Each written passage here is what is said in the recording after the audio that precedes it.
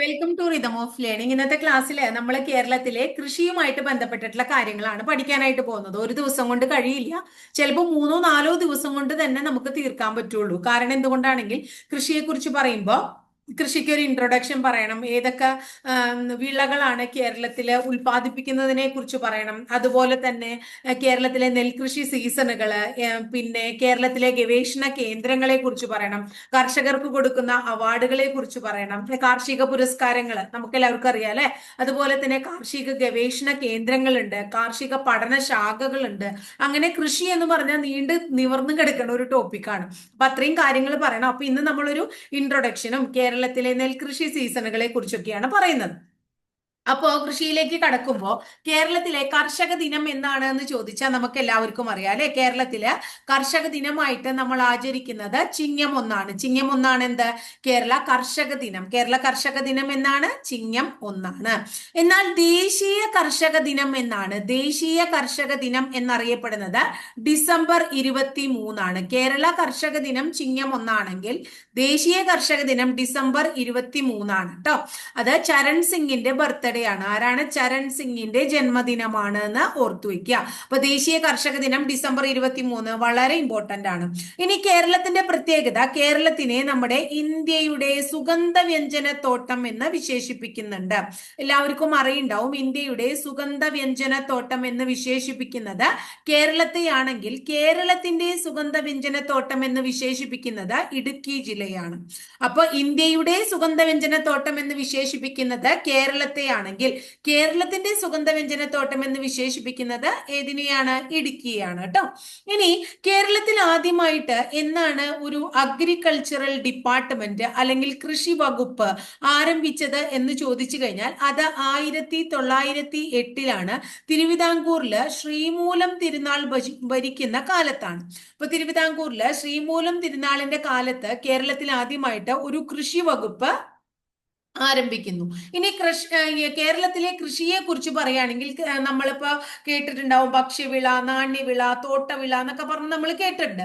അങ്ങനെ കേരളത്തിൽ ഏത് വിളയാണ് ഏറ്റവും കൂടുതൽ ഉൽപ്പാദിപ്പിക്കുന്നത് എന്ന് ചോദിച്ചു കഴിഞ്ഞാൽ കേരളത്തിൽ ഏറ്റവും കൂടുതൽ ഉൽപ്പാദിപ്പിക്കുന്നത് നാണ്യവിളകളാണ്. അപ്പൊ ഭക്ഷ്യവിളകളേക്കാൾ കൂടുതൽ നാണ്യവിളകൾ ഉൽപ്പാദിപ്പിക്കുന്ന ഇന്ത്യയിലെ സംസ്ഥാനമാണ് കേരളം. മൊത്തം കേരളത്തിന്റെ കാർഷിക വിസ്തൃതി കണക്കാക്കുമ്പോൾ 62.1% നമ്മൾ എന്താണ് കൃഷി ചെയ്യുന്നത്? നാണ്യവിളകളാണ് കൃഷി ചെയ്യുന്നത്. 62.1% കേരളത്തിൽ കൃഷി ചെയ്യുന്നത് എന്താണ്? നാണ്യവിളകളാണ് എന്ന് മനസ്സിലാക്കാം. അപ്പൊ കേരളത്തിന്റെ മൊത്തം ഭൂവിസ്തൃതി, കേരളത്തിന്റെ മൊത്തം ഭൂവിസ്തൃതി എത്രയാണ്? കേരളത്തിന്റെ ഭൂവിസ്തൃതി ഞാൻ കഴിഞ്ഞ ക്ലാസ്സിൽ, അതായത് കേരളത്തിന്റെ ഫസ്റ്റ് ക്ലാസ്സിൽ ബേസിക് ഫാക്ട്സ് പറഞ്ഞപ്പോൾ പറഞ്ഞിട്ടുള്ളതാണ്. അത് കമന്റ് ബോക്സിൽ രേഖപ്പെടുത്തിക്കോളാം. എത്രയാണെന്ന് നോക്കട്ടെ, ഓർമ്മയുണ്ടോന്ന് അറിയണല്ലോ. അങ്ങനെ കേരളത്തിന്റെ മൊത്തം ഭൂവിസ്തൃതിയിൽ ഏറ്റവും കൂടുതൽ കൃഷി ചെയ്യുന്നത് ഏതാണ്? നാളികേരമാണ്. കേരളത്തിന്റെ മൊത്തം ഭൂവിസ്തൃതിയിൽ ഏറ്റവും കൂടുതൽ കൃഷി ചെയ്യുന്നത് നാളികേരാണ്. നാളികേരത്തിനെ നമുക്ക് നാണ്യവിള എന്ന് വിളിക്കാം. അപ്പൊ കേരളത്തിന്റെ ഭൂവിസ്തൃതിയിൽ ഏറ്റവും കൂടുതൽ കൃഷി ചെയ്യുന്ന നാണ്യവിള നാളികേരമാണ്. രണ്ടാം സ്ഥാനത്ത് കേരളത്തിന്റെ മൊത്തം ഭൂവിസ്തൃതിയിൽ ഏറ്റവും കൂടുതൽ കൃഷി ചെയ്യുന്ന രണ്ടാമത്തെ വിള റബ്ബറാണ്. റബ്ബർ തോട്ടവിളയുമാണ്, അതേപോലെ തന്നെ അതൊരു നാണ്യവിള കൂടിയാണ്. ഇനി മൂന്നാമത്തെ സ്ഥാനത്ത് നിൽക്കുന്നത് നെല്ലാണ്. നെല്ല് എന്താണ്? ഭക്ഷ്യവിളയാണ്. അപ്പൊ കേരളത്തിൽ ഏറ്റവും കൂടുതൽ കൃഷി ചെയ്യുന്ന നാണ്യവിള ഏതാണ്? നാളികേരാണ് അല്ലെ. ഇനി എന്നാൽ തോട്ടവിള എന്ന് ചോദിച്ചു കഴിഞ്ഞാൽ റബ്ബറാണ്. ഭക്ഷ്യവിള എന്ന് ചോദിച്ചു കഴിഞ്ഞിട്ടുണ്ടെങ്കിൽ എന്താ നമ്മൾ പറയേണ്ടത്? നെല്ലാണ്. ഇനി കേരളത്തിന്റെ ഭൂവിസ്തൃതി അനുസരിച്ച് മൂന്നായിട്ട് തരംതിരിക്കാം എന്ന് നമ്മൾ കേട്ടിട്ടുണ്ട്. എന്താണ്? ഒന്ന് മലനാടാണ്, മലനാട് എന്ന് തിരിക്കുന്നു. അടുത്തത് മലനാട് കഴിഞ്ഞാൽ ഇടനാട് എന്ന് പറയുന്ന ഭൂപ്രദേശമുണ്ട്. അടുത്തത് തീരപ്രദേശം. ഇങ്ങനെ മൂന്നായിട്ട് കേരളത്തെ തിരിക്കുന്നുണ്ട്: മലനാട്, ഇടനാട്, തീരപ്രദേശം. ഈ മലനാട്ടില് എന്തൊക്കെ കാര്യങ്ങളാണ് കൃഷി ചെയ്യുന്നത്? മലയുടെ മുകളില് കുന്നിന്റെ മുകളില് നമുക്കറിയാം ഏലം അവിടെ കൃഷി ചെയ്യുന്നുണ്ടാവും. അതുപോലെ തന്നെ തേയില കൃഷി നടക്കുന്നുണ്ടാവും. അതുപോലെ തന്നെ കാപ്പി കൃഷി നടക്കുന്നുണ്ടാവും അല്ലെ. ഏലം, തേയില, കാപ്പി, അതുപോലെ തന്നെ മഞ്ഞള്, അതുപോലെ ഇഞ്ചി, ഇഞ്ചി, അതുപോലെ കുരുമുളക്. ഇതൊക്കെ കൃഷി ചെയ്യുന്നത് ഏത് ഭാഗത്താണ് എന്ന് ചോദിച്ചു കഴിഞ്ഞാൽ നമ്മൾ പറയും മലനാട്. മലനാട് ഭാഗങ്ങളിലാണ്. ഇനി അതുപോലെ തന്നെ കിഴങ്ങ് വർഗ്ഗങ്ങൾ കൂടുതൽ കൃഷി ചെയ്യുന്നത്, അതുപോലെ തന്നെ കിഴങ്ങ് വർഗ്ഗങ്ങളിൽ പെടുന്നതാണ് മരച്ചീനി. മരച്ചീനി എടുത്തു ചോദിക്കുകയാണെങ്കിൽ മരച്ചീനിയും ഏത് ഭാഗത്താണെന്ന് നമ്മൾ പറയണം, ഇടനാട് ഭാഗത്താന്ന് പറയണം. അതുപോലെ തന്നെ പച്ചക്കറികളൊക്കെ കൃഷി ചെയ്യുന്നത് ഏത് ഭൂപ്രദേശത്താണ്, ഇടനാട് ഭൂപ്രദേശത്താണ്. ഏറ്റവും കൂടുതൽ നെല്ല് ഏതാണ്, നെല്ല്. അതുപോലെ തന്നെ തെങ്ങ്, നെല്ല്, തെങ്ങ് എന്നിവ ധാരാളം കാണപ്പെടുന്നത് ഏത് പ്രദേശത്താണ്, തീരപ്രദേശത്താണ്. ക്ലിയർ ആയോ നിങ്ങൾക്ക്? അപ്പൊ കേരളത്തെ ഭൂവിസ്തൃതി അനുസരിച്ച് കേരളത്തിന്റെ ആ ഒരു ഭൂപ്രദേശം അനുസരിച്ച് കേരളത്തെ മൂന്നായിട്ട് നമ്മൾ തരംതിരിക്കുന്നുണ്ട്. മലനാട്, അതുപോലെ തന്നെ ഇടനാട്, പിന്നെന്താണ് അടുത്ത ഭൂപ്രദേശം, തീരപ്രദേശം അല്ലെ. അപ്പൊ മലനാട്ടില് ഏലം, തേയില, കാപ്പി, മഞ്ഞള്, ഇഞ്ചി, കുരുമുളക്. അതുപോലെ ഇടനാട് കിഴങ്ങ്, പച്ചക്കറികള്, മരച്ചീനിയും കിഴങ്ങ് വർഗം തന്നെയാണ്. അടുത്തത് തീരപ്രദേശത്ത് നെല്ല്, തെങ്ങ്. ഇനി നമ്മൾ പറഞ്ഞത് കേരളത്തിൽ ഏറ്റവും കൂടുതൽ കൃഷി ചെയ്യുന്ന വിള, കേരളത്തിൽ ഏറ്റവും കൂടുതൽ കൃഷി ചെയ്യുന്ന വിള ഏതാണ്, അല്ലെങ്കിൽ കേരളത്തിൽ ഏറ്റവും കൂടുതൽ കൃഷി ചെയ്യുന്ന നാണ്യവിള ഏതാണെന്ന് നമ്മൾ പഠിച്ചത്. കേരളത്തിൽ ഏറ്റവും കൂടുതൽ കൃഷി ചെയ്യുന്ന നാണ്യവിളയുടെ പേര് തെങ്ങ് എന്നാണെന്ന് പഠിച്ചു. നാളികേരാണ് നമ്മൾ ഏറ്റവും കൂടുതൽ കൃഷി ചെയ്യുന്നത്. ഈ നാളികേരത്തിന്റെ ശാസ്ത്രീയ നാമം, തെങ്ങിന്റെ ശാസ്ത്രീയ നാമം എന്താണ്? തെങ്ങിന്റെ ശാസ്ത്രീയ നാമം നമ്മൾ പഠിച്ചതാണ്. തെങ്ങിന്റെ ശാസ്ത്രീയ നാമം കൊക്കോസ് ന്യൂസിഫെറ എന്നാണ് അല്ലെ. കേരളത്തിന്റെ ഔദ്യോഗിക വൃക്ഷമാണ് തെങ്ങ്. തെങ്ങിന്റെ ശാസ്ത്രീയ നാമം കൊക്കോസ് ന്യൂസിഫെറ എന്ന് പഠിച്ചു. ഇനി അത് ലോക നാളികേര ദിനം എന്നാണ് പരീക്ഷയ്ക്ക് ചോദിച്ചിട്ടുള്ള ചോദ്യമാണ്. ലോക നാളികേര ദിനം എന്ന് ചോദിച്ചു കഴിഞ്ഞാൽ നമ്മൾ സെപ്റ്റംബർ 2 ഉത്തരം പറയേണ്ടത്. ലോക നാളികേര ദിനം സെപ്റ്റംബർ 2. കേരളം നാളികേര വർഷമായിട്ട് കൊണ്ടാടിയത്, നാളികേര വർഷമായി കൊണ്ടാടിയത് ഏതാണ് എന്ന് ചോദിച്ചു കഴിഞ്ഞാൽ 2008. അപ്പൊ കേരളം നാളികേര വർഷമായിട്ട് ഡിക്ലെയർ ചെയ്തത് കേരള ഗവൺമെന്റ് ഏതാണ് 2008. അപ്പോൾ തെങ്ങിന്റെ ശാസ്ത്രീയ നാമം, കേരളത്തിൽ ഏറ്റവും കൂടുതൽ കൃഷി ചെയ്യുന്ന വിളയാണ് തെങ്ങ്. തെങ്ങിന്റെ ശാസ്ത്രീയ നാമം കൊക്കോസ് ന്യൂസിഫെറ എന്നാണ്. ലോക നാളികേര ദിനം സെപ്റ്റംബർ 2. കേരള നാളികേര വർഷമായിട്ട് ആചരിച്ചത് 2008. ഈ കേരളത്തില് ഏറ്റവും കൂടുതൽ സ്ഥലത്ത് കൃഷി ചെയ്യുന്ന കാർഷിക വിളയാണ് തെങ്ങ്. ഈ തെങ്ങിന്റെ അത്യുൽപാദന ശേഷിയുള്ള വിത്തിനങ്ങൾ ഒന്ന് പഠിച്ചു വെക്കുക, വളരെ പ്രധാനപ്പെട്ടതാണ്. ഒന്ന് T*D, അടുത്തത് D*T. അടുത്തത് കേരസങ്കരം. എന്താണ് കേരസങ്കരം? T*D, D*T, കേരസങ്കരം. അടുത്തത് ലക്ഷഗംഗ. ഏതാണ്? ലക്ഷഗംഗ. Next one Lakshaganga. അടുത്തതിന്റെ പേര് അനന്തഗംഗ. ലക്ഷഗംഗ കഴിഞ്ഞ അടുത്തത് അനന്തഗംഗ. നെക്സ്റ്റ് വൺ ചാവക്കാട് പച്ചക്കുള്ളൻ. ഏതാണ്? ചാവക്കാട് പച്ചക്കുള്ളൻ. ഇതൊക്കെ തന്നെ, അതായത് പൊക്കം കുറഞ്ഞ തെങ്ങ്. ഇനി അടുത്തത് ഇതും പൊക്കം കുറഞ്ഞു തന്നെയാണ്, മലയൻ ഡ്വാർഫ്. എന്താണ്? Malayan dwarf. Lakshadweep ordinary. Lakshadweep ordinary. ഇതൊക്കെ തന്നെ എന്ത്? തെങ്ങിന്റെ അത്യുൽപാദന ശേഷിയുള്ള വിത്തിനങ്ങളാണ്. ഏതൊക്കെയാണ് തെങ്ങിന്റെ അത്യുൽപാദന ശേഷിയുള്ള വിത്തിനങ്ങൾ? T*D, D*T, കേരസങ്കരം, ലക്ഷഗംഗ, അനന്തഗംഗ, ചാവക്കാട് പച്ചക്കുള്ളൻ, മലയൻ ഡ്വാർഫ്, ലക്ഷദ്വീപ് ഓർഡിനറി. ഇനി എങ്ങനെയാ തെങ്ങ് നടുക? തെങ്ങ് നടുമ്പോ ഉള്ള അതിന്റെ ശരിയായിട്ടുള്ള അകലം, എത്ര അകലത്തിൽ തെങ്ങ് നടണം എന്ന് ഒന്ന് പഠിച്ചു വെക്കണം. എത്രയാണ്? 7.5 m ഇൻറ്റു 7.5 ട്ടാ. ഇങ്ങനെയാണ് തെങ്ങിന്റെ അകലം ഉണ്ടാവേണ്ടത്. ഇത്ര മീറ്റർ അകലത്തിലാണ് തെങ്ങ് നടേണ്ടത്. ഇനി അടുത്തത് നാളികേരം ഏറ്റവും കൂടുതൽ കൃഷി ചെയ്യുന്നത്, കേരളത്തിൽ ഏറ്റവും കൂടുതൽ നാളികേരം കൃഷി ചെയ്യുന്നത് ഏത് ജില്ലയിലാണ് എന്ന് ചോദിച്ചു കഴിഞ്ഞാൽ നാളികേര പ്രൊഡക്ഷൻ ഏറ്റവും കൂടുതലുള്ളത് കേരളത്തിൽ കോഴിക്കോട് ജില്ലയിലാണ്. നാളികേരത്തെ ബാധിക്കുന്ന പ്രധാനപ്പെട്ട ഒരു രോഗം ഏതാണ്? മണ്ടരി രോഗമാണ്. ഈ മണ്ടരി രോഗത്തിന് കാരണമായ രോഗാണു ഏതാണ് എന്ന് ചോദിച്ചു കഴിഞ്ഞാൽ വൈറസ് ആണ് നമ്മൾ പറയാം. അപ്പൊ നാളികേരത്തെ അല്ലെങ്കിൽ തെങ്ങിനെ ബാധിക്കുന്ന പ്രധാനപ്പെട്ട ഒരു രോഗമാണ് മണ്ടരി രോഗം. എന്തു മൂലമാണ്? വൈറസ് മൂലമാണ്. തെങ്ങോല ചിലപ്പോ തെങ്ങിന്റെ ഓല ചിലപ്പോ മഞ്ഞ കളറിൽ കാണാനുള്ള കാരണമുണ്ട്, മഞ്ഞളിച്ചിങ്ങനെ കാണാറുണ്ട്. അതിന്റെ കാരണം എന്താണെന്ന് നമ്മളോട് ചോദിക്കാം. എന്താണ്? നൈട്രജന്റെ അഭാവം മൂലമാണ്. അപ്പൊ നൈട്രജന്റെ അഭാവം മൂലമാണ് തെങ്ങോല മഞ്ഞളിക്കുന്നത് എന്ന് എന്ന് ഓർത്തു വെക്കാം. ഇനി തെങ്ങിന്റെ കൂമ്പ് ചീയലിന് കാരണം എന്താണ് എന്ന് ചോദിക്കാം. തെങ്ങിന്റെ കൂമ്പ് ചീയലിന് കാരണം എന്താണ് എന്ന് ചോദിച്ചു കഴിഞ്ഞാൽ ഫംഗസ് ആണ് ഉത്തരം പറയേണ്ടത്. എന്താണ് ഫംഗസ്? അപ്പൊ നമ്മൾ പറഞ്ഞു തെങ്ങിനെ ബാധിക്കുന്ന പ്രധാനപ്പെട്ട രോഗം മണ്ടരി വൈറസ് രോഗമാണ്. തെങ്ങോല മഞ്ഞളിക്കാൻ കാരണം നൈട്രജന്റെ അഭാവമാണ്. തെങ്ങിന്റെ കൂമ്പ് ചീയലിന് കാരണമായിട്ടുള്ളത് ഫംഗസ് ആണ് കേട്ടോ. ഇനി അടുത്തത് നമ്മളോട് നാളികേരവുമായിട്ട് ബന്ധപ്പെട്ടിട്ടുള്ള ചോദ്യങ്ങൾ ചോദിക്കാറുള്ളതാണ്. ഒന്ന്, നാളികേര വികസന ബോർഡ്. നാളികേര വികസന ബോർഡ് എവിടെയാണ്? പരീക്ഷയ്ക്ക് ചോദിച്ചിട്ടുള്ളതാണ്. കോക്കനട്ട് ഡെവലപ്മെന്റ് ബോർഡ് അഥവാ നാളികേര വികസന ബോർഡ് എവിടെയാണ് എന്ന് ചോദിച്ചു കഴിഞ്ഞാൽ നമ്മൾ കൊച്ചിയിലാണ് എന്ന് പറയും. എവിടെ നാളികേര വികസന ബോർഡ്? കൊച്ചിയിലാണ്. ഇനി നമ്മളോട് ചോദിക്കുകയാണ് കേന്ദ്ര നാളികേര ഗവേഷണ കേന്ദ്രം എവിടെയാണ്? കേന്ദ്ര നാളികേര കേന്ദ്രം എവിടെ സ്ഥിതി ചെയ്യുന്നു എന്ന് ചോദിച്ചു കഴിഞ്ഞാൽ നമ്മൾ പറയും കായംകുളത്താണ്.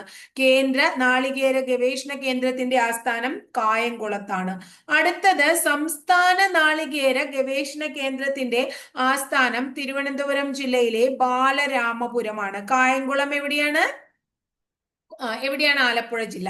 അപ്പൊ നാളികേര വികസന ബോർഡ് കൊച്ചിയാണ്. കേന്ദ്ര നാളികേര ഗവേഷണ കേന്ദ്രം കായംകുളമാണ്.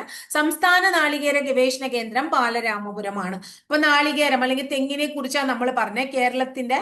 കേരളത്തിലെ മൊത്തം ഭൂവിസ്തൃതി കണക്കാക്കുമ്പോൾ ഏറ്റവും കൂടുതൽ കൃഷി ചെയ്യുന്ന നാണ്യവിളയാണ് തെങ്ങ്. തെങ്ങിന്റെ ശാസ്ത്രീയ നാമം കൊക്കോസ് ന്യൂസിഫെറ എന്നാണ്. ലോക നാളികേര ദിനം സെപ്റ്റംബർ 2 കേരള നാളികേര വർഷം 2008. തെങ്ങിന്റെ അത്യുൽപാദന ശേഷിയുള്ള വിത്തിനങ്ങൾ ടി, കേരസങ്കരം, ലക്ഷഗംഗ, അനന്തഗംഗ, ചാവക്കാട് പച്ചക്കുള്ളൻ, മലയൻ ഡ്വാർഫ്, ലക്ഷദ്വീപ് ഓർഡിനറി തുടങ്ങിയവയാണ്.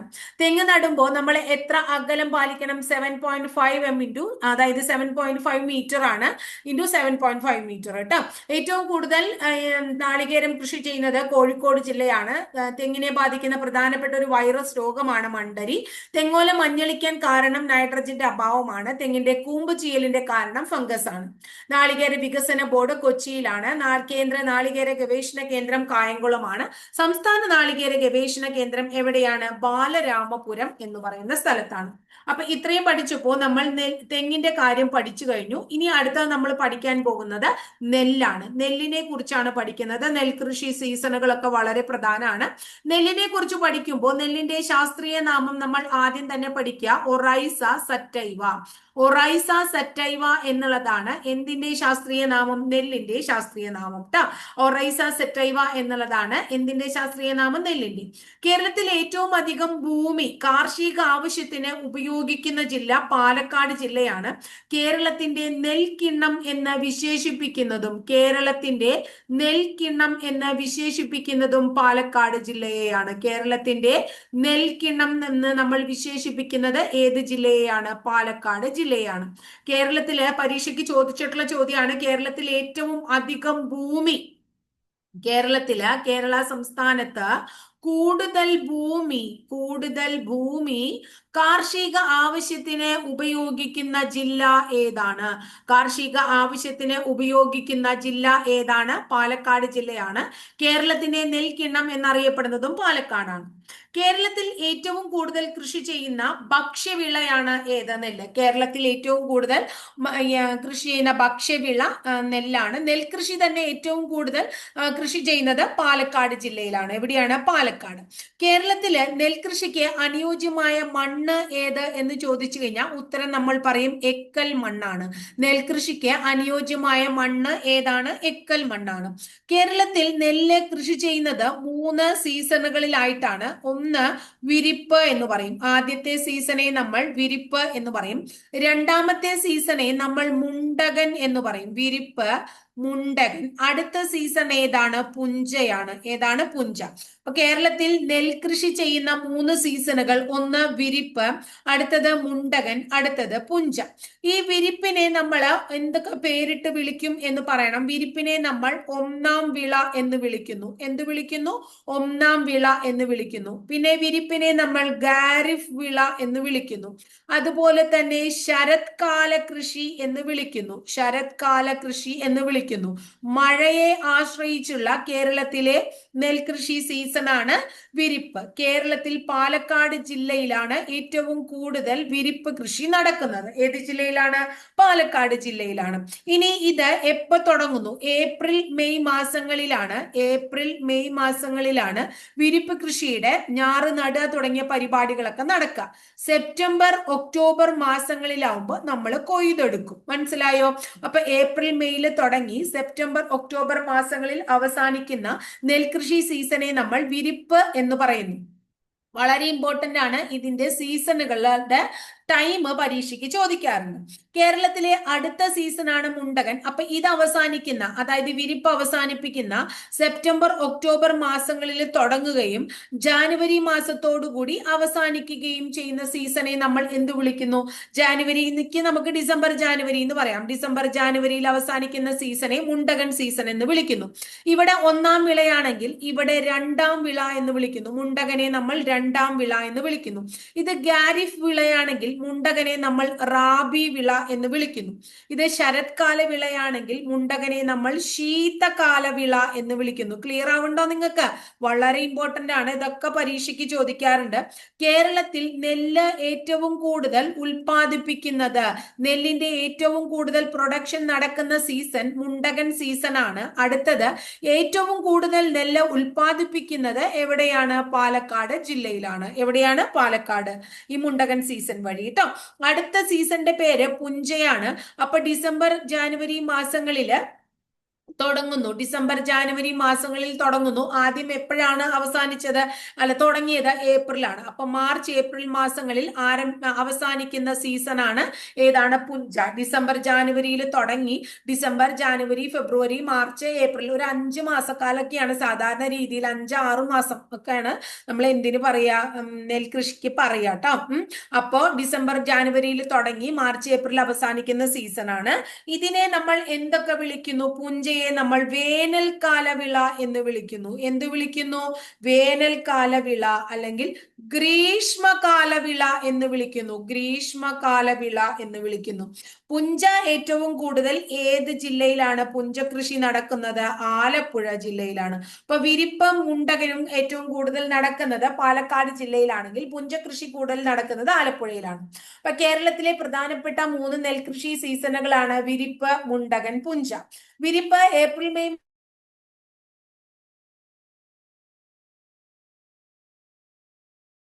മാസം വിളിക്കുന്നു. അതുപോലെ തന്നെ ഖാരിഫ് വിള എന്ന് വിളിക്കുന്നു, ശരത്കാല വിള എന്ന് വിളിക്കുന്നു.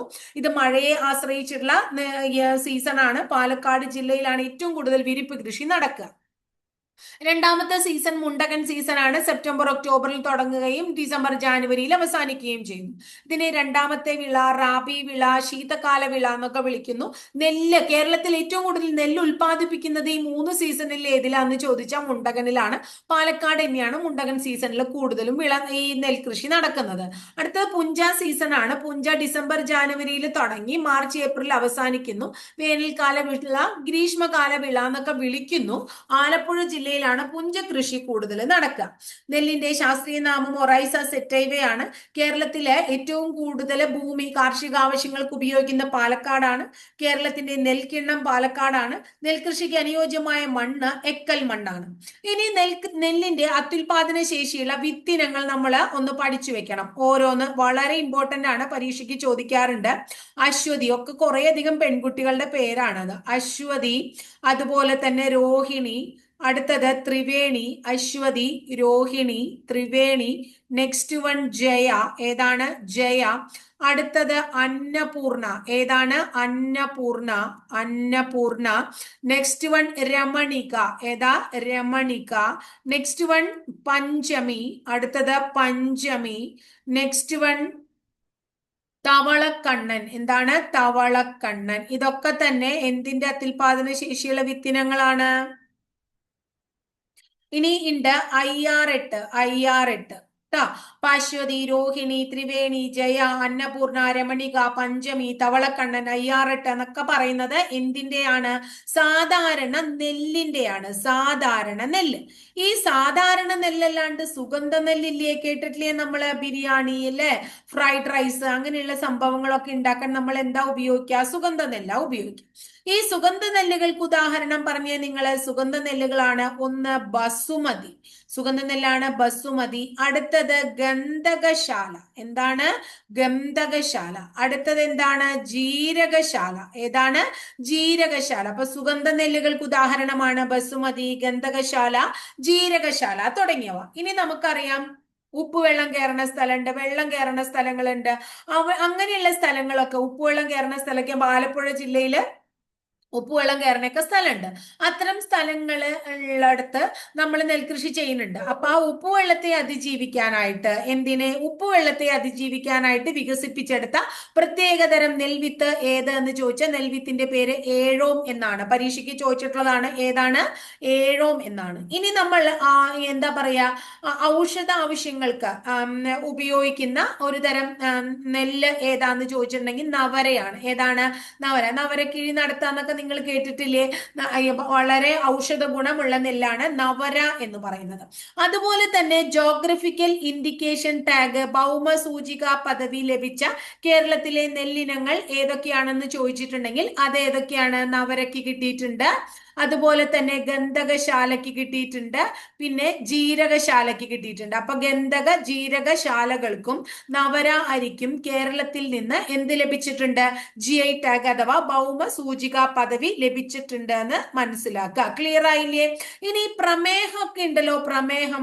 ഈ പ്രമേഹത്തിന് ഔഷധമായിട്ട് ഉപയോഗിക്കുന്ന ഒരു തരം എന്താ പറയുന്നത്? നെൽവിത്തുണ്ട്, നെല്ലുണ്ട്. അതിന്റെ പേര് എന്താണെന്ന് ചോദിച്ചു കഴിഞ്ഞാൽ കവുങ്ങിൻ പൂത്തലയാണ്. എന്താണ്? കവുങ്ങിൻ പൂത്തല. ക്ലിയർ ആയോ? കവുങ്ങിൻ പൂത്തല എന്തിനാണ് ഉപയോഗിക്കുന്നതെന്നാ പറയുന്നത്? പ്രമേഹത്തിന് ഔഷധമായിട്ട് ഉപയോഗിക്കുന്നത്. അപ്പൊ ഒരു ഔഷധ നെല്ലിനമാണ് നവര. കൂടാതെ പ്രമേഹത്തിന് ഔഷധമായിട്ട് എടുത്തു ചോദിക്കുക വെച്ചാൽ കവുങ്ങിൻ പൂത്തല. GI ടാഗ് ലഭിച്ചിട്ടുള്ളത് ഗന്ധകശാല, ജീരകശാല, നവരാരി.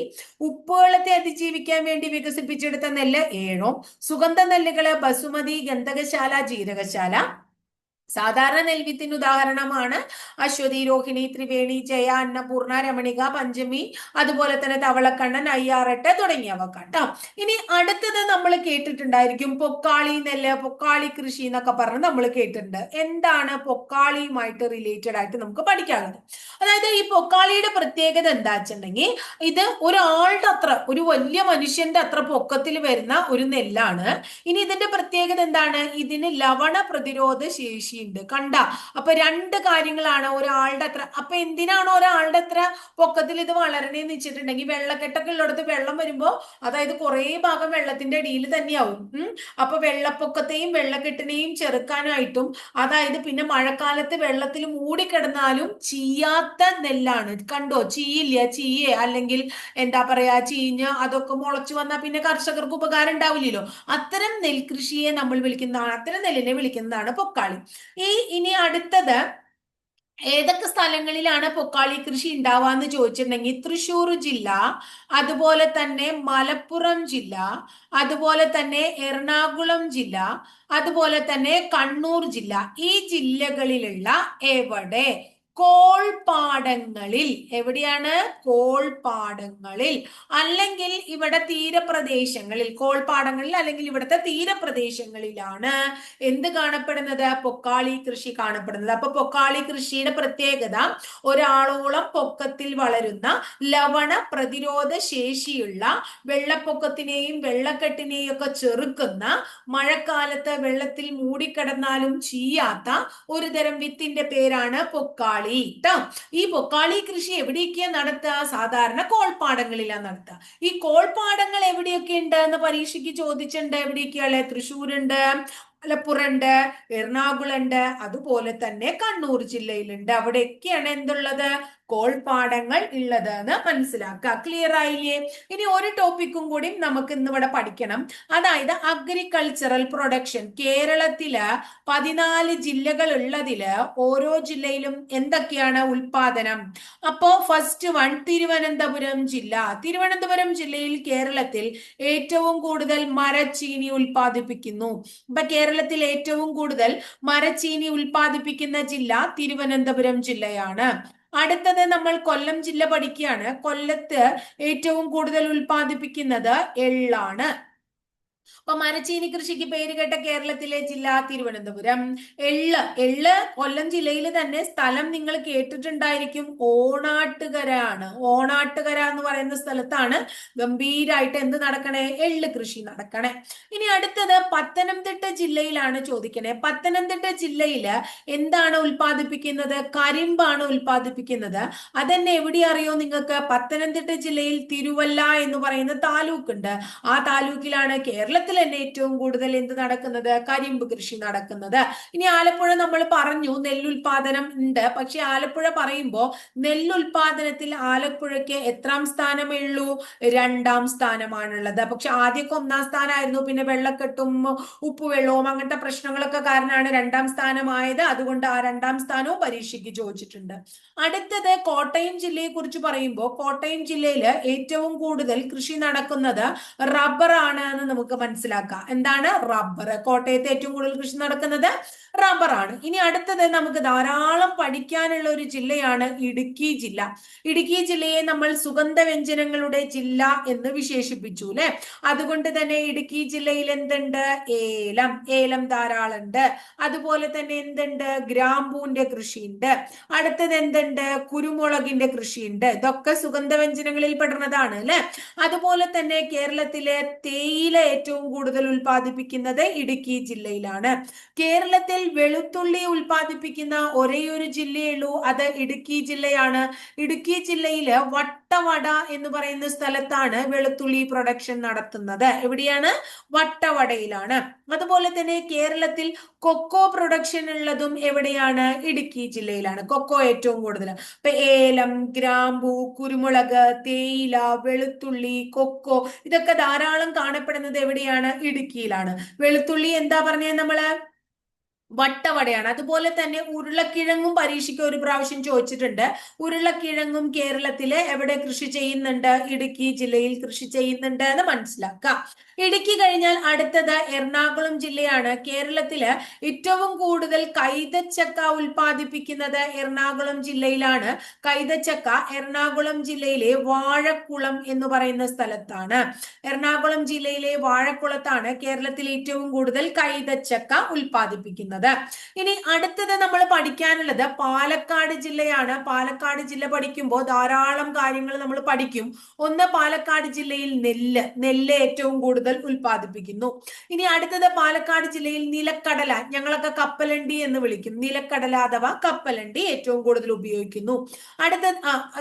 പ്രൊഡക്ഷൻ. അടുത്തത് പരുത്തി എവിടെയാണ് ഉൽപ്പാദിപ്പിക്കുന്നത്? പരുത്തി പാലക്കാട് ജില്ലയിലെ ചിറ്റൂർ എന്ന് പറയുന്ന താലൂക്കിലാണ്. ചിറ്റൂരിന്റെ പ്രത്യേകത എന്താ? ഇവിടെ ധാരാളം കറുത്ത മണ്ണ് കാണപ്പെടുന്നുണ്ട്. പരുത്തി കൃഷിക്ക് അനുയോജ്യമായ മണ്ണ് ഏതാണ്? കറുത്ത മണ്ണാണ്. അടുത്തത് ഓറഞ്ച് ഉണ്ട്. ഓറഞ്ച് പാലക്കാട് ജില്ലയിൽ എവിടെയാണ് എന്ന് ചോദിച്ചു കഴിഞ്ഞാൽ നമ്മൾ നെല്ലിയാമ്പതിയിലാണ് എന്ന് പറയണം കേട്ടോ. എവിടെയാണ്? നെല്ലിയാമ്പതിയിലാണ് എന്ന് പറയണം. അടുത്തത് മഞ്ഞൾ കൃഷി പാലക്കാട് ജില്ലയിൽ ധാരാളം കാണപ്പെടുന്നുണ്ട്. അതുപോലെ തന്നെ പച്ചമുളക് ധാരാളം കൃഷി ചെയ്യുന്നുണ്ട്. പിന്നെ മുരിങ്ങ ധാരാളം കൃഷി ചെയ്യുന്നുണ്ട്. കേരളത്തില് പയറുവർഗ്ഗങ്ങൾ ഏറ്റവും കൂടുതൽ കൃഷി ചെയ്യുന്നത് എവിടെയെന്നൊക്കെ ചോദിച്ചു കഴിഞ്ഞാൽ നമ്മൾ പാലക്കാട് ജില്ലയാ പറയാ. അപ്പൊ നെല്ല്, നിലക്കടല, പരുത്തി, ഓറഞ്ച്, മഞ്ഞള്, പച്ചമുളക്, മുരിങ്ങ, പയറുവർഗ്ഗങ്ങള് ഒക്കെ കൃഷി ചെയ്യുന്നത് പാലക്കാട് ജില്ലയിലാണ് കൂടുതൽ. പരുത്തി ചിറ്റൂരാണ്, ഓറഞ്ച് നെല്ലിയാമ്പതിയിലാണ്.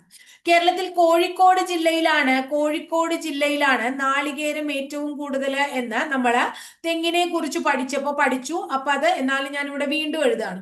ഇനി കേരളത്തിൽ കണ്ണൂർ ജില്ലയിലാണ് ജില്ലയിലാണ് കശുവണ്ടി ഏറ്റവും കൂടുതൽ പ്രൊഡക്ഷൻ നടക്കുന്നത്. കശുവണ്ടി അപ്പൊ നമുക്ക് തെറ്റാം. അതായത് കശുവണ്ടിയുടെ നാടെന്ന് കൊല്ലം ജില്ലയെ വിളിക്കുന്നുണ്ട്. കാരണം എന്തുകൊണ്ടാണെങ്കിൽ കൊല്ലം ജില്ലയിൽ ധാരാളം കശുവണ്ടി ഫാക്ടറികൾ ഉണ്ട് പ്രോസസ്സിങ്ങിനുള്ളത്, അതുകൊണ്ടാണ്. എന്നാൽ എൻഡോസൾഫാൻ പ്രശ്നം നേരിട്ട്, എൻഡോസൾഫാനാണ് കശുവണ്ടിക്ക് ഏറ്റവും കൂടുതൽ അടിക്കണ മരുന്ന്. അപ്പൊ എൻഡോസൾഫാൻ പ്രശ്നം നേരിടുന്ന ജില്ല കാസർഗോഡ് ജില്ലയാണ് അല്ലെ. ഇനി എന്നാൽ കശുവണ്ടി പ്രൊഡക്ഷൻ ഏറ്റവും കൂടുതൽ ഉള്ളത് കണ്ണൂരാണ്. അപ്പോ കാസർഗോഡും കണ്ണൂരും കൊല്ലവും ഒക്കെ തരാം കശുവണ്ടിയുമായി ബന്ധപ്പെട്ടിട്ടുള്ള ചോദ്യങ്ങൾക്ക്. അപ്പൊ നമ്മൾ കാസർഗോഡ് പറഞ്ഞേ, കാസർഗോഡ് ജില്ലയിൽ എന്തൊക്കെ കാര്യങ്ങളാണ് കാസർഗോഡ് ജില്ലയിൽ ഉള്ളത്? കാസർഗോഡ് ജില്ലയിൽ അടയ്ക്ക ഏറ്റവും കൂടുതൽ ഉൽപ്പാദിപ്പിക്കുന്നു. പുകയില ഉൽപാദനമുള്ള കേരളത്തിലെ ഏക ജില്ല. അപ്പൊ അടയ്ക്ക, പുകയില ഒക്കെ കാസർഗോഡാണ്.